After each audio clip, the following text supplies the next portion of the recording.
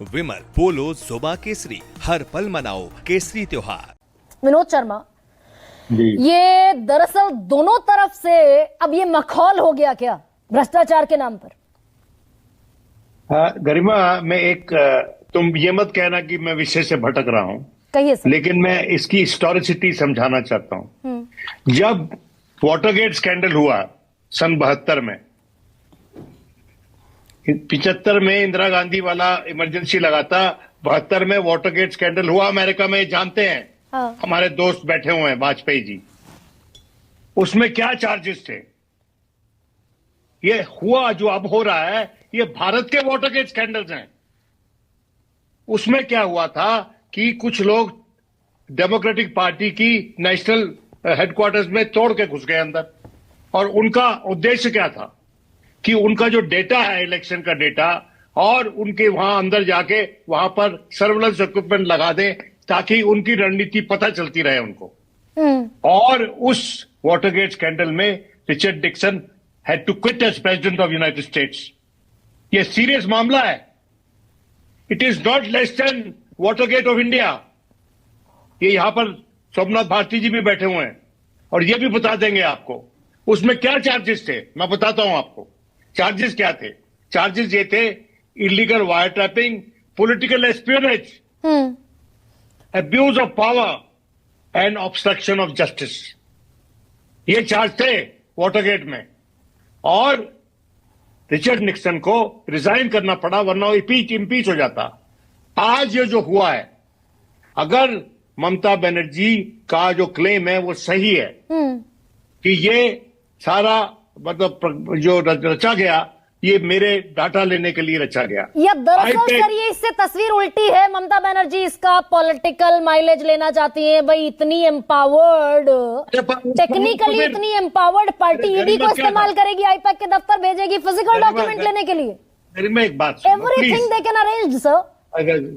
गरिमा please मेरी बात सुन लो, मैं कुछ और आर्गुमेंट दे रहा हूं। प्लीज। अभी तक जो मैं आर्गुमेंट सुने ये पुराने आर्गुमेंट्स थे। देखिए, अंग्रेजी में एक कहावत है कि कभी कभी आदमी पेड़ देखने में इतना विलीन हो जाता है कि उसको लकड़ी नजर ही नहीं आती कि लकड़ी भी पैदा करता है पेड़। Missing the wood for the trees, let us not miss the wood for the trees. यहां हुआ क्या है? यहां पर वो आरोप लगा रही है कि मेरा आप इलेक्शन डाटा चोरी करने के लिए ईडी की मदद से वहां पहुंचे, आईपैक के दफ्तर में या उसके कन्वीनर के दफ्तर में। अगर उसका आरोप गलत है तो आप अरेस्ट कर लो उसको, otherwise case of clear case of obstruction of obstructing a public servant on duty. बंद करो उसको उठा के। आप वो भी नहीं करोगे, और आप ये भी कहते रहोगे कि ईडी जो है रूल ऑफ लॉ है। My dear friend Garima, ED is no longer the rule of law in public perception. That is what I understand, sir. That is what I understand. There are so many examples. अगर हम अब भी ये कहें देश की संस्थाएं स्वायत्त हैं, स्वतंत्र हैं, भाई मैंने एग्जाम्पल गिनवा दिया। बदकिस्मती हम और आप पत्रकार है ना। वाटरगेट स्कैंडल में दो नाम चमके थे, Carl Bernstein and Bob Woodward. आज भी वो आइकॉनिक फिगर है हमारी पत्रकारिता में। यहां पर मेरे वाजपेयी जी बड़े प्यारे आदमी हैं, लेकिन यहां पर पॉलिटिकल डिबेट में लीगल पॉइंट देते हैं। कौन सा लॉ फॉलो कर रही है ED? Please let me know sir, I want to argue with you today. कौन सा लॉ ईडी ने फॉलो किया है इस देश का? It has violated every legal tenet of this country. ये इलेक्शन होता है सर, मेरी समझ में इलेक्शन हो जाता है सर एक सेकंड।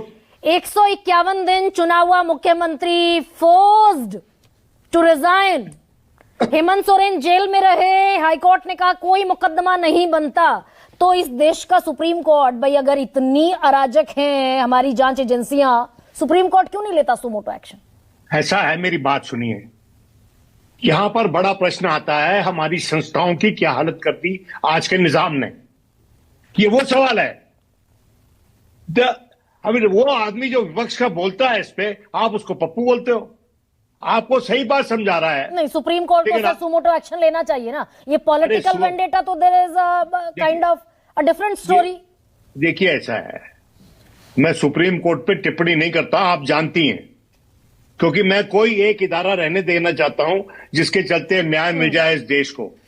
लेकिन मैं बार बार कहता हूं, 1000 बार कहता हूं, अगर आप बड़े बड़े वकीलों को सुनेंगे, आप कहेंगे वो वकील तो उस पार्टी के साथ जुड़ा है, वो पार्टी के साथ जुड़ा हुआ है। बीजेपी की क्या आदत है, कोई वकील किसी पक्ष में खड़ा हो जाए कोर्ट ऑफ लॉ में, वो उसको घोषित कर देते हैं तो कांग्रेसी है। ये वाजपेयी साहब से पूछिए आप, वकील का काम है, he can't refuse a brief. Sir deviate हो रहा है, रूल ऑफ लॉ पर आ जाते हैं, रूल ऑफ लॉ पर आते हैं। रूल ऑफ लॉ गरिमा, मुझे आज 2 मिनट बात कर लेने दो। कहिए देखो, कहिए। हाँ। एक मैं आज नरेटिव पेश करना चाहता हूं, आपसे गुजारिश है कि आप उस पर तवज्जो दें। मैंने ये कहा कि इस देश में लगातार हमारे देश में वाटरगेट स्कैंडल्स हो रहे हैं और उस पर कोई पेशरफ्त नहीं है। और इस वाटरगेट स्कैंडल पे एक बड़ा राष्ट्रपति अमेरिका का रिजाइन कर दिया था, वर्ल्ड्स ओल्डेस्ट डेमोक्रेसी। आज हम क्या उस पर सोच नहीं रहे? हमको सोचना चाहिए कि नहीं सोचना चाहिए? और वाजपेयी जी बोले दिल पे हाथ रखकर कि ये वाटरगेट से मिलता जुलता है कि नहीं। सोमनाथ भारती बोले दिल पे हाथ रखकर। ठीक सर, मुझे आगे बढ़ने दीजिए। लेकिन और मैंने इस पर आर्ग्यू ये रखा कि एक इतनी एम्पावर्ड पार्टी जिसकी 21-22 राज्यों में सरकार है, 12 साल से केंद्र में सरकार है, हम कहते हैं एजेंसियां उसके कब्जे में है, तो उसको दरअसल आईपैक के दफ्तर पर छापा मारने की जरूरत है। लेकिन उसको वो डेटा चाहिए था भाई, उसको वो डेटा चाहिए था, इलेक्शन डेटा चाहिए था, अकॉर्डिंग टू ममता बनर्जी। अच्छा अभी रुकिए सर, प्रीतम कर्माकर।